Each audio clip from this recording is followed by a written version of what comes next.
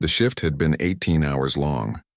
Dr. Dae-hyun Kim pulled off his white medical coat and tossed it onto the chair in his quarters. His back ached, his eyes burned, and all he wanted was 5 minutes of peace. The Stellar Harmony was a good ship, but living with 200 crew members from 15 different species meant noise, confusion, and very little privacy. He walked to his storage locker and pressed his palm against the scanner. The door clicked open.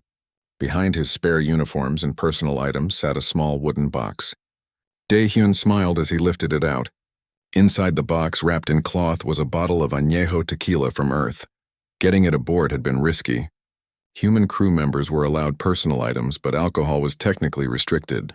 Not banned, just restricted. The regulations said something about potential biological hazards and cross-species contamination. Dae-hyun thought that was nonsense. He had checked. Tequila was perfectly safe for humans, and he had no intention of sharing it with aliens who might react badly. He poured a small amount into a glass and sat down. The liquid was golden brown, smooth, and smelled like home, like Earth, like the little bar in Seoul where he used to meet his friends after work. That felt like a lifetime ago now, even though it had only been 2 years. Dae-hyun raised the glass and took a sip. The warmth spread through his chest. He closed his eyes and let himself relax for the first time all day. Then the alarm started, loud, piercing, and urgent. Red lights flashed in the corridor outside his door. Dae-hyun jumped to his feet, his heart racing. His first thought was hull breach. His second thought was fire. His third thought was that he had left the tequila bottle sitting on his desk. He grabbed the bottle and shoved it back into the storage locker. The glass he had been drinking from sat on the table, still half full. He would deal with it later. Right now, he needed to get to the medical bay. The corridors were chaos. Crew members rushed past him in both directions. Someone shouted something in a language he did not understand. Dae-hyun pushed through the crowd and reached the medical bay in under 3 minutes. Medical Director Threllan stood in the center of the room. He was Velkori, which meant he looked like a giant insect with 6 arms and compound eyes that reflected the red emergency lights in strange patterns. Right now, those eyes were fixed on a holographic display floating in the air.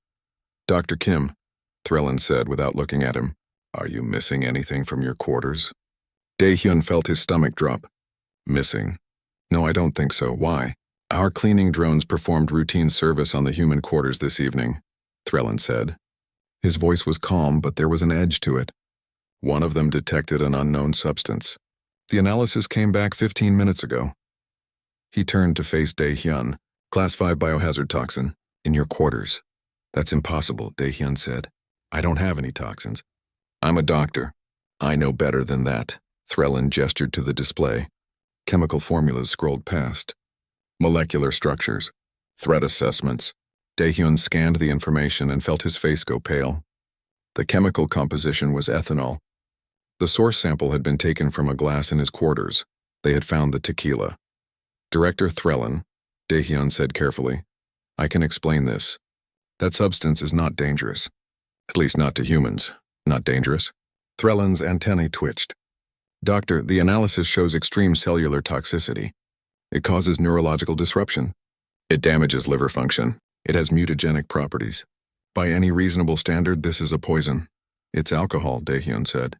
"Ethanol. Humans drink it. Have been drinking it for thousands of years." Threllan stared at him.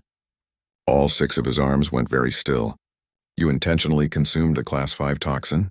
"It's not a toxin to us," Dae-hyun said, though even as he said it, he knew how weak it sounded.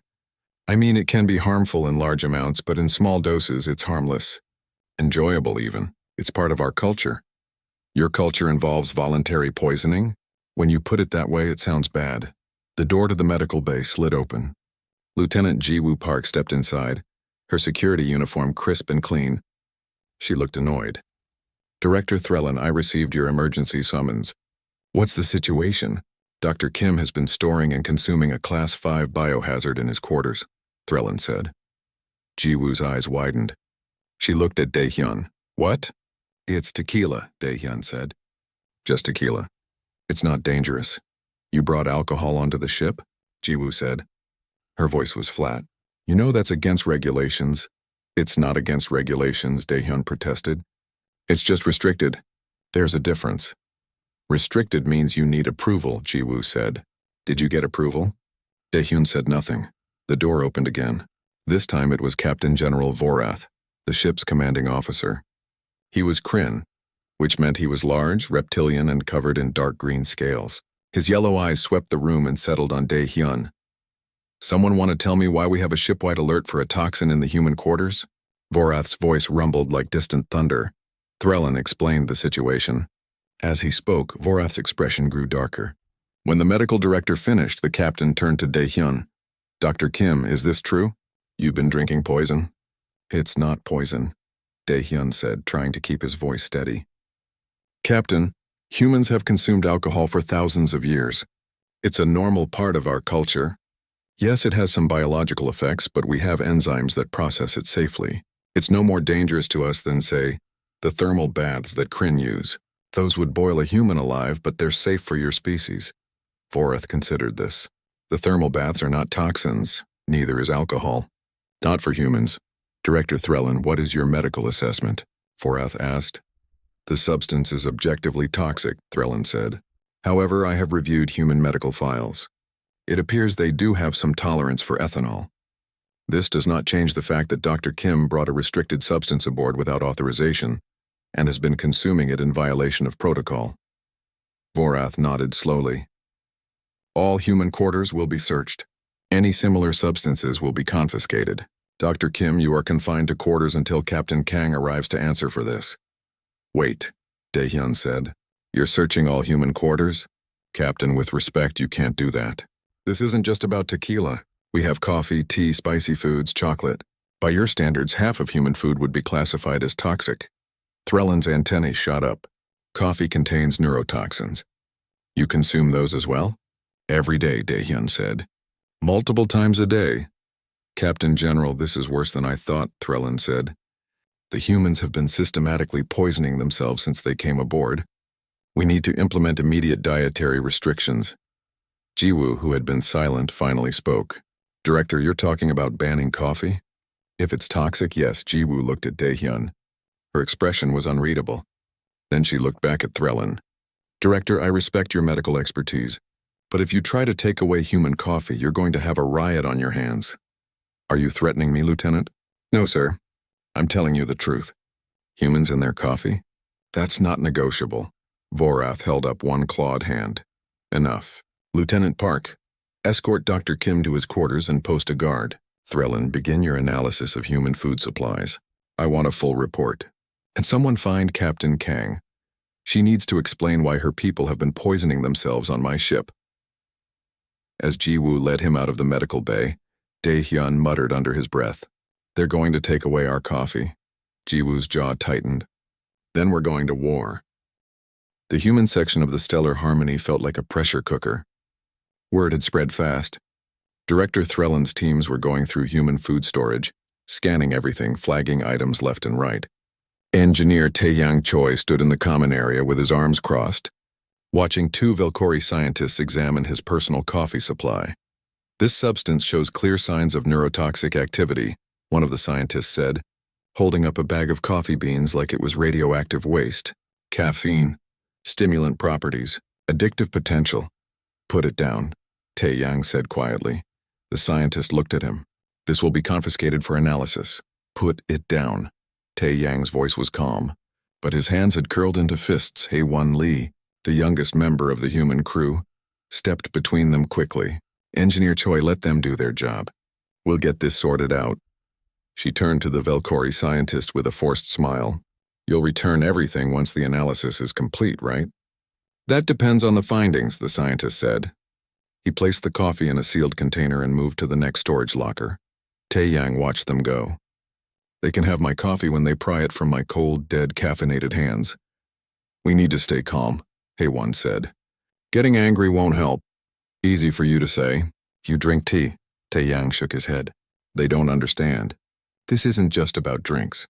Coffee is how I start my day, how I think, how I work.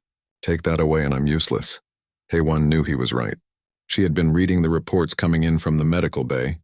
The alien analysis teams had flagged almost everything humans ate. Chili peppers registered as chemical weapons because of capsaicin. Chocolate showed up as toxic because of theobromine. Even kimchi was flagged as potentially hazardous because of the fermentation process. To the aliens, humans looked insane. Or suicidal, maybe both. In the ship's main conference room, Captain General Vorath sat at the head of a long table. Medical Director Threlin stood beside a holographic display showing the results of the food analysis. Science Officer Quinva, a Selkath with smooth amphibious skin and large dark eyes, sat quietly in the corner. Several other department heads filled the remaining seats. The findings are alarming, Threlin said. Humans regularly consume substances that would be considered dangerous, even lethal, to most species in this room. Caffeine, capsaicin, alcohol, theobromine, the list goes on. What do you recommend? Vorath asked. Immediate dietary restrictions. Replace all human food supplies with safe synthesized nutrition blocks. Monitor them for withdrawal symptoms. Provide medical support as needed. You want to put them on protein paste? Quinva spoke for the first time. Her voice was soft but clear. That seems extreme. The alternative is allowing them to continue poisoning themselves, Threlin said. But they're not being poisoned, Quinva said. They appear healthy, active. Their medical reports show no signs of toxicity. If these substances were truly harmful, we would see evidence of it. The evidence is in the chemistry, Threlin insisted. These compounds are objectively toxic. Toxic is a relative term, Quinva said. She stood and walked to the display. Water is toxic to my people in large amounts. It dilutes our internal chemistry too much, but humans drink it constantly. Does that make water a poison? Or does it simply mean different species have different needs?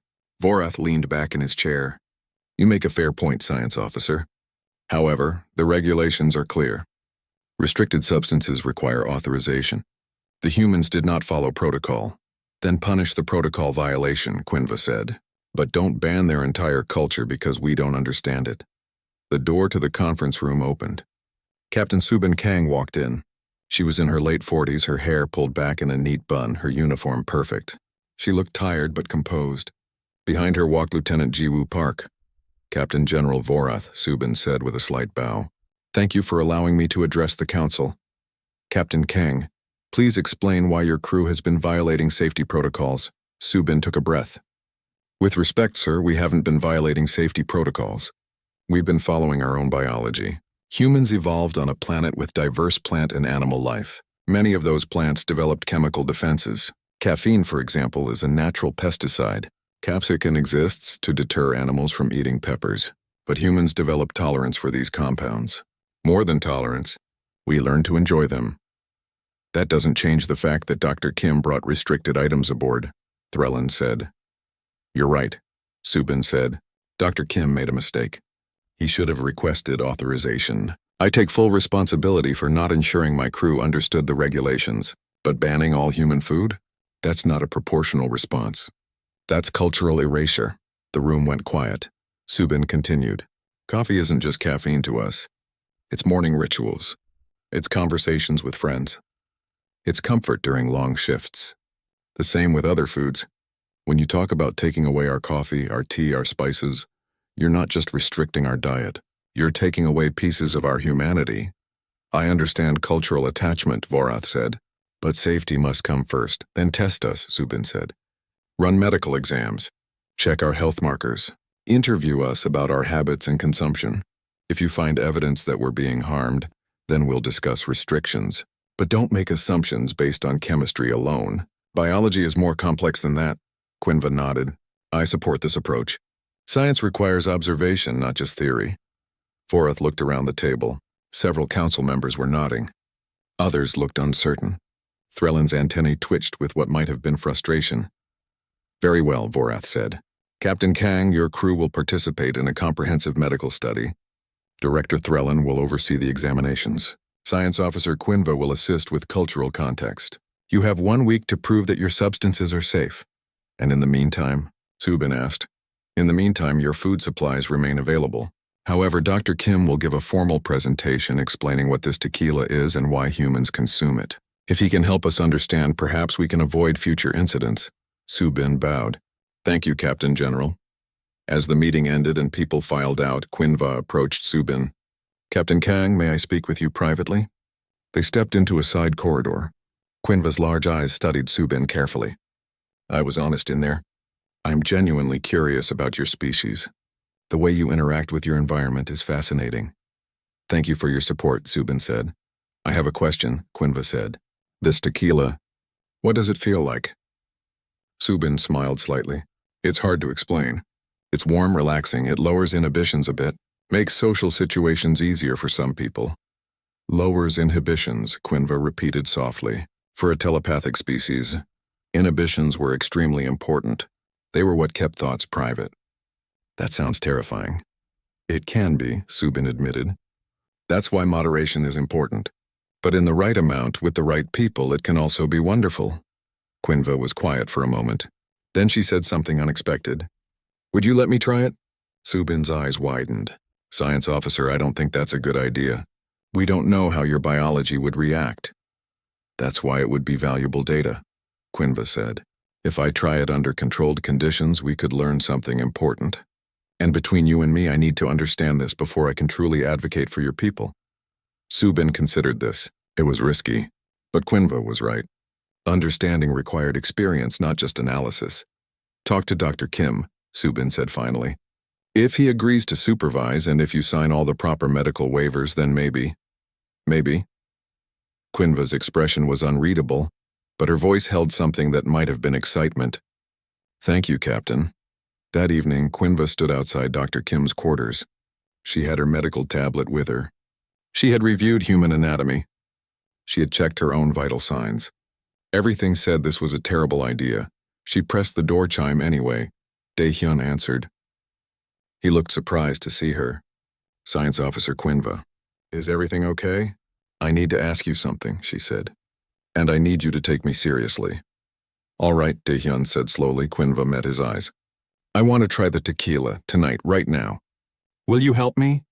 Dae-hyun stared at her for a long moment. Then he stepped aside and gestured for her to come in. This is probably the worst idea either of us has ever had.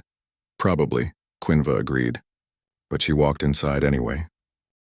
Dae-hyun pulled out his medical scanner and ran it over Quinva's body. Heart rate elevated. Blood pressure slightly high. Those were normal for someone about to do something risky. Her baseline readings looked stable. Last chance to back out, he said. I'm not backing out, Quinva said. She sat on the edge of his desk, her hands folded in her lap. I need to understand this. Not as data, as experience. Dae-hyun retrieved the tequila bottle from his locker. He poured a very small amount into a glass. Maybe 15 milliliters. Less than a shot. We start small, he said. If you feel anything strange, anything at all, you tell me immediately. Understood. He handed her the glass. Quinva held it up to the light, studying the golden liquid. She sniffed it carefully. Her nose wrinkled slightly at the sharp smell. Here goes nothing, she said, and took a small sip. For a moment, nothing happened. Quinva swallowed. Her eyes widened. Oh, that burns. That's normal, Dae-hyun said, watching her carefully. How do you feel? Warm. It's spreading through my chest. She took another sip. It's not unpleasant, just strange. Dae-hyun kept his scanner running. Her heart rate was rising, but not dangerously. Her skin temperature increased slightly. So far, so good. How long does it take to feel the effects? Quinva asked. For humans, maybe 10 to 15 minutes. For you, I have no idea. They waited. Quinva finished the small glass and set it down. Dae-hyun offered her water, which she accepted. The minutes ticked by. 5, 10, 15. Then Quinva's posture changed. She had been sitting rigid, formal. Now she relaxed. Her shoulders dropped. Her head tilted slightly to one side. Oh, she said softly. Oh, this is different. Different how? Dae-hyun asked. The noise is gone. What noise? Quinva looked at him. Her large dark eyes seemed even larger now. The telepathic noise. It's always there. Everyone's emotions bleeding into each other. Fear, anger, joy, sadness. All the time. Every moment. We learn to filter it, but it never stops. She laughed, and the sound was strange coming from her. But right now, silence. Beautiful, perfect silence. Dae-hyun felt a chill run down his spine. He had never considered what it must be like to be constantly connected to everyone else's emotions. No privacy, no quiet, no escape. Is that a good thing? He asked carefully. It's wonderful, Quinva said. Then she tried to stand up and stumbled. Dae-hyun caught her arm. Although my coordination seems affected, she added with another laugh. Is that normal? Very normal, Daehyun said. You should sit down. He helped her to a chair. His door chimed. He checked the monitor and saw Haewon Lee standing outside. He had sent her a message earlier, just in case. He opened the door. Dr. Kim, I got your message. Is everything? Haewon stopped when she saw Quinva. Is she drunk? Mildly intoxicated, yes, Daehyun said. Come in. I might need help monitoring her. Haewon stepped inside and the door closed behind her. She stared at Quinva, who was now examining her own hands with fascination. My fingers have bones, Quinva announced. I never really thought about that before. Okay, she's definitely drunk, Haewon said. Doctor, what were you thinking? She asked, Daehyun said. And she made a good point about needing to understand through experience. Her vitals are stable. She's processing the alcohol faster than humans do, but it's hitting her neural system harder. Does Threlin know about this? Absolutely not. And he's not going to find out. Quinva spoke up.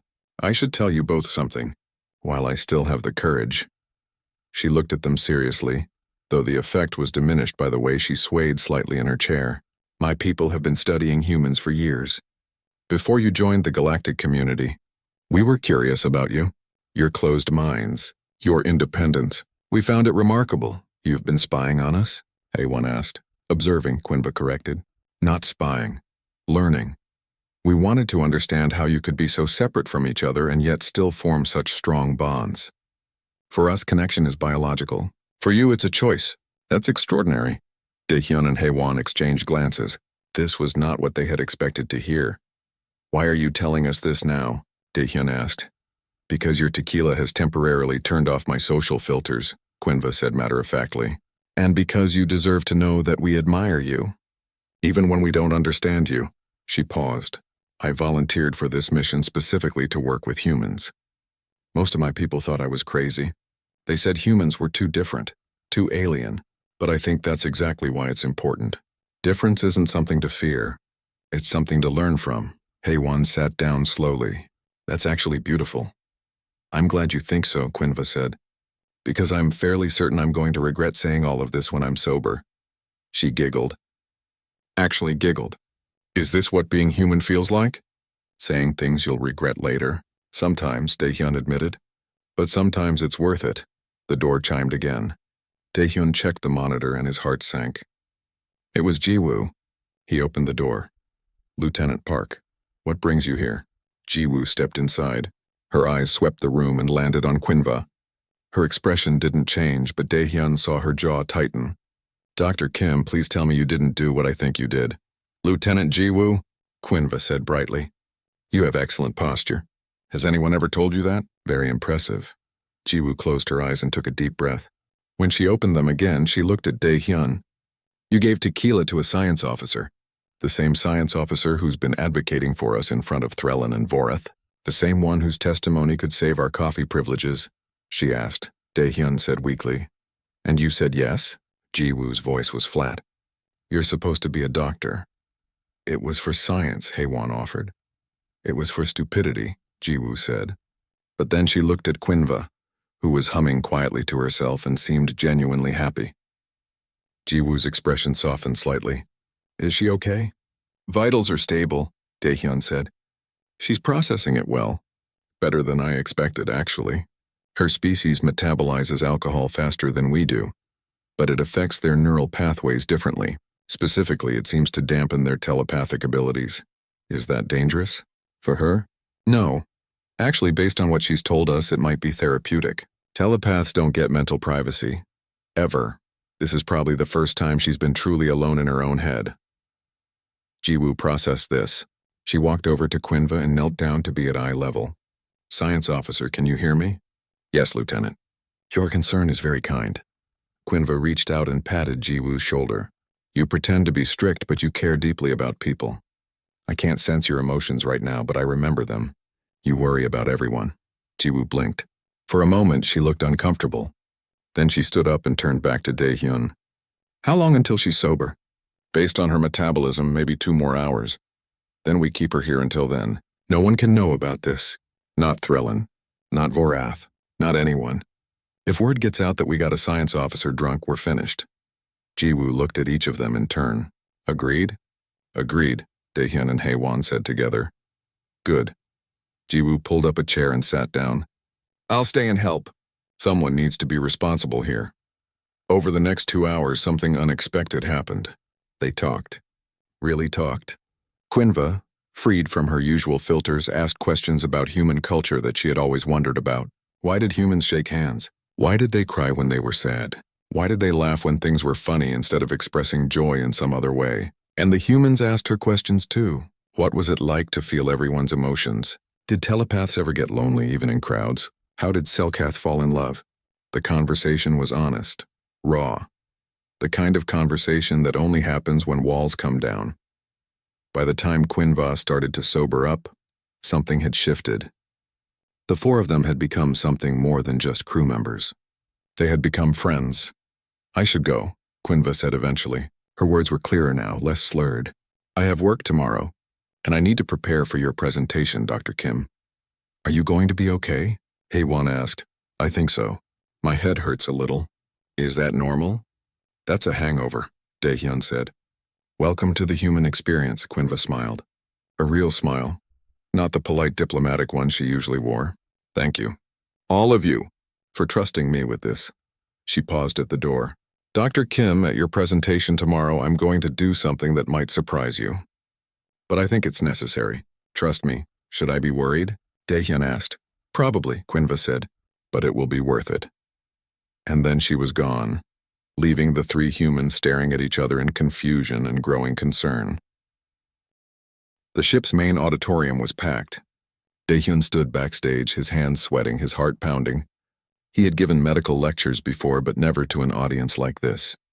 200 aliens from 15 species, all here to judge whether humans were dangerously insane or just culturally different.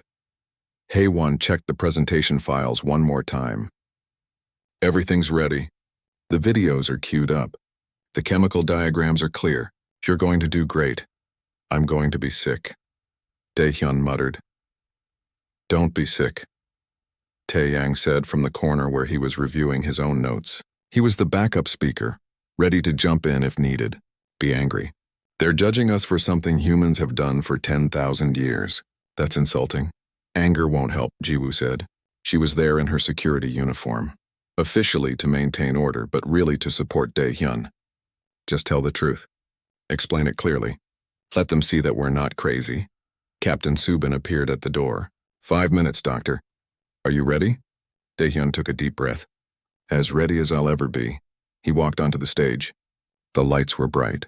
The audience was a sea of different faces, different species, all watching him.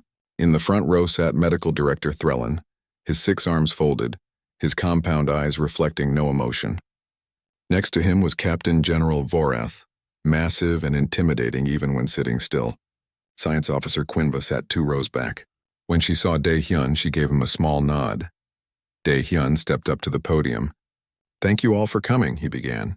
His voice sounded steadier than he felt. Today I'm going to talk about a substance that your medical bay labeled as a Class-5 poison. Humans call it tequila. He pulled up the first image. A field of blue agave plants in Mexico, stretching toward mountains in the distance. Tequila begins here with a plant called agave. Humans discovered thousands of years ago that if you harvest this plant, cook it, ferment it, and distill it, you get a drink that has certain effects on our bodies and minds. The next slide showed the traditional production process. Men harvesting agave with special tools. Steam ovens cooking the hearts of the plants. Copper stills producing clear liquid. This process creates ethanol, Daehyun explained. Ethanol is, as Director Threlin correctly identified, toxic to many life forms. But humans evolved in an environment full of plants that produce it naturally. Rotting fruit, for example, contains ethanol.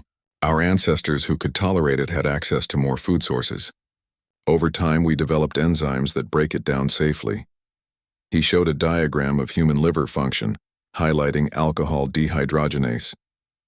This enzyme converts ethanol into less harmful compounds that we can eliminate. Most humans have it. Some have more efficient versions than others. But the point is, we're built to handle it in moderate amounts. A Velcori scientist in the 3rd row raised one of her arms. Dr. Kim, that explains tolerance but not consumption.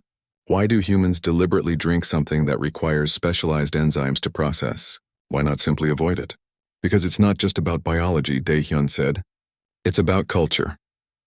He pulled up a new series of images: weddings, celebrations, friends toasting in bars, families sharing meals.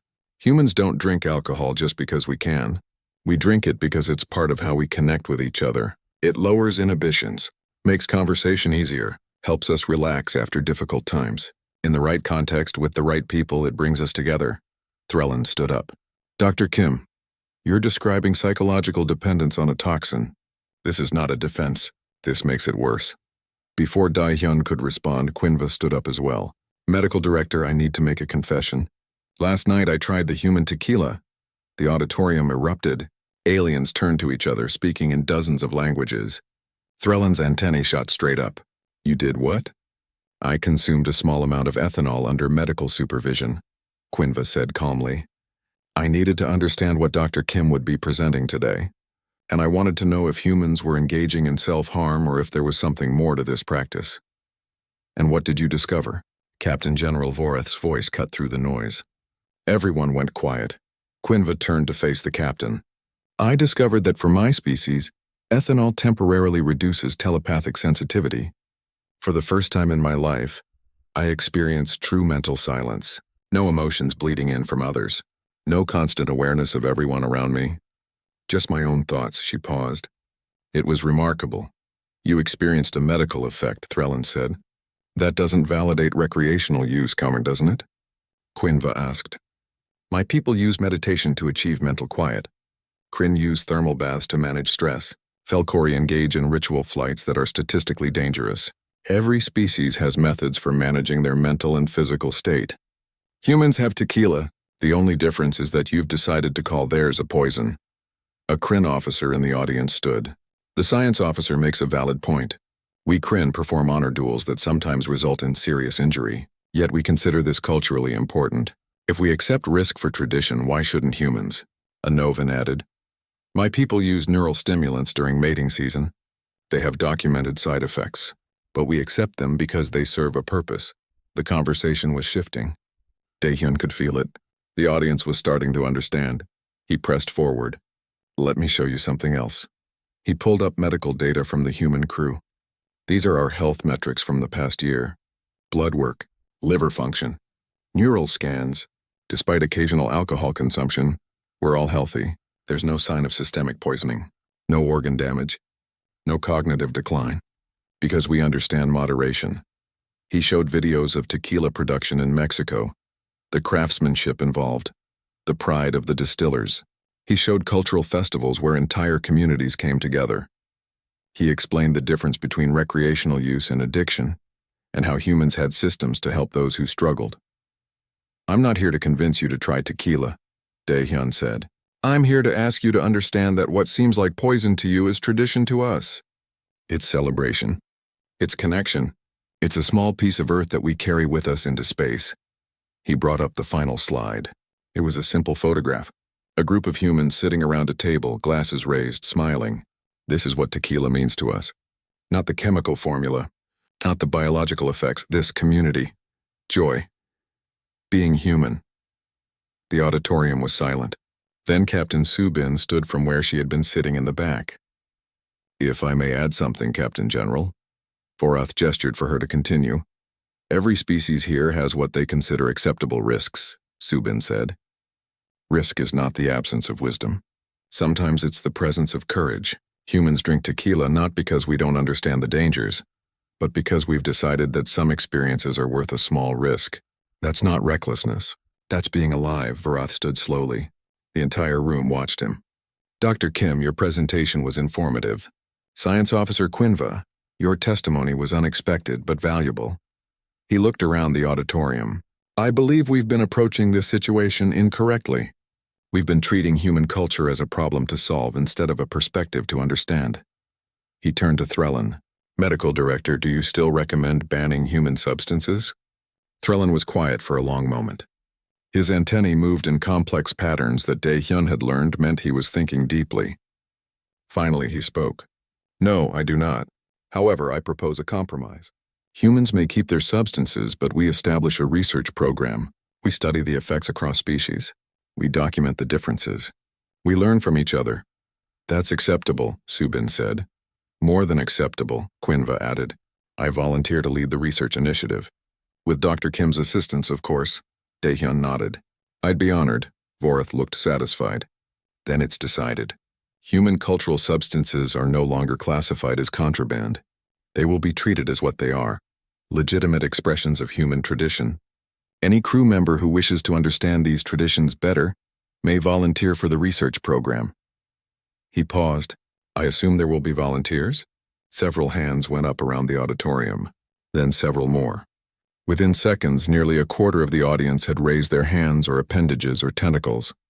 Daehyun stared in disbelief. They weren't just accepting human culture. They wanted to participate in it. In the front row, even Threllan slowly raised one of his 6 arms. For scientific purposes only, he said. I need to understand what I'm monitoring. But Daehyun saw the curiosity in his eyes. The medical director wasn't just doing this for science. He wanted to understand. Really understand. As the meeting ended and people filed out, Quinva approached the stage. You did well, Doctor. I had help, Daehyun said. Thank you for speaking up. That couldn't have been easy. It wasn't, Quinva admitted. But it was necessary. Sometimes understanding requires vulnerability. She smiled. Besides, I meant what I said. That experience taught me something important. Your toxins aren't just substances. They're tools for coping, celebrating, connecting. My people have meditation. You have tequila. Both are valid. Taeyang, Haiwan, and Jiwoo joined them on stage. Taeyang clapped Daehyun on the shoulder. Not bad for someone who was about to throw up 20 minutes ago. I still might, Daehyun said, but he was smiling. Captain Subin was the last to approach. Dr. Kim, you repri 1 week later. Science Lab 3 had been transformed into what Taeyang called the most scientifically rigorous bar in the galaxy. Medical monitoring equipment lined the walls. Emergency supplies stood ready in clearly marked cabinets. Consent forms had been signed in triplicate. Everything was official, proper, and completely prepared. Daehyun checked his supplies one more time. He had the tequila, of course. But he had also secured samples of coffee, mild beer, and even some Korean soju that Taeyang had been hiding. If they were going to do this, they were going to do it right. How many volunteers did we end up with? He asked Quinva, who was reviewing the medical protocols. 12, she said. 8 species. We had to limit it to keep the experiment manageable. And Threllan? He's coming, Quinva said with what might have been amusement. Though he insists it's purely for scientific oversight. The volunteers began arriving. First was a Kryn warrior named Torvak, massive and covered in dark scales. He looked at the tiny glass of tequila Daehyun offered him and snorted. This is the great human poison? It's so small. Size isn't everything, Daehyun said. Trust me. A Velkori scientist named Zeleth was next. She examined the liquid with all 6 arms moving in complex patterns. The molecular structure is fascinating. Simple, yet effective. Then came Ensign Prilix, the nervous Novan who had originally discovered the tequila and started this whole crisis. He looked terrified. Dr. Kim, are you certain this is safe for my species? We've checked your biology against our database, Haiwan assured him. She had been working closely with Quinva on the species compatibility research. You should be fine with a very small dose. We'll monitor you carefully. If it helps, Taeyang added. You're about to understand what all the fuss was about. Once all the volunteers were present, Threllan entered the lab. He looked around at the setup with his usual critical eye, then nodded. The safety protocols appear adequate. We may proceed. Before we start, Daehyun said, addressing the group, I want to explain what you're about to experience. Ethanol affects your nervous system. For most of you, it will create a feeling of warmth and relaxation. Your inhibitions may lower. You might feel more talkative or emotional. Your coordination will be impaired. These effects are temporary and will pass as your body processes the alcohol. And if we don't like it, someone asked, then you stop, Daehyun said simply. No one is required to continue. This is about understanding, not obligation. He distributed the first round. Tiny amounts carefully measured for each species based on body mass and metabolic rate. On Earth, we have a tradition, he said. When drinking together, we toast. We raise our glasses and say something meaningful. What should we say? Xylith asked. Taeyang raised his glass. In Korean we say jeonbae. It means empty glass, but the meaning goes deeper. It's about trust. About sharing a moment together. The aliens raised their glasses awkwardly, trying to imitate the gesture. Jeonbae, they said together, the word strange in their various vocal structures. They drank. Reactions came quickly. Torvak the Kryn made a rumbling sound deep in his chest. It burns, but not unpleasantly. He looked at his glass with new respect. Interesting. Xylith's compound eyes shifted colors, cycling through shades Daehyun had never seen before. The sensory input is changing. I'm perceiving different light wavelengths. Fascinating. Ensign Prilix went very still. Then his usual nervous twitching stopped completely. His eyes widened. I feel calm. Is this normal? Very normal, Jiwoo said. She was there in her security role, but Daehyun noticed she was smiling. That's why humans sometimes drink after stressful situations. It helps us relax. Not everyone had a positive reaction. One alien, a Novan named Crest, turned slightly green and set down his glass immediately. This doesn't agree with my system. I should stop. Good call, Daehyun said, already moving to check his vitals. Not every species will react the same way. That's valuable data, too. As the minutes passed and the alcohol took effect, something remarkable happened. The laboratory stopped feeling like a laboratory. Conversations started. Real conversations, not the usual polite professional exchanges that dominated ship life. Torvak, the stoic Kryn warrior, began talking about his family back home. How he missed them, how he worried he would never prove himself worthy of his father's name. His voice, usually so controlled, carried emotion. Xylith admitted that she felt lonely on the ship. That the other Velkori scientist found her too curious, too willing to question established protocols. Sometimes I wonder if I chose the wrong profession, she said quietly. Ensign Prilix, emboldened by his newfound calm, apologized again to the humans. I caused so much trouble. I was so afraid of making mistakes that I made the biggest mistake of all. I'm sorry. Daehyun sat down next to him. Prilix, you didn't cause trouble. You followed protocol. You did your job. The trouble came from all of us not understanding each other. But we're fixing that now.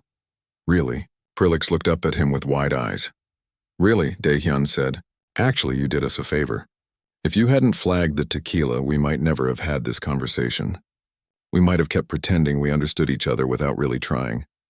Haewon brought out some Korean snacks she had been saving. Dried squid, roasted seaweed, spicy rice crackers. The aliens tried them cautiously. Some loved them. Some found them too strange. But everyone appreciated the gesture. One of the Selkath volunteers began singing. A low harmonizing song that made the hair on Daehyun's arm stand up. The sound was beautiful and sad at the same time.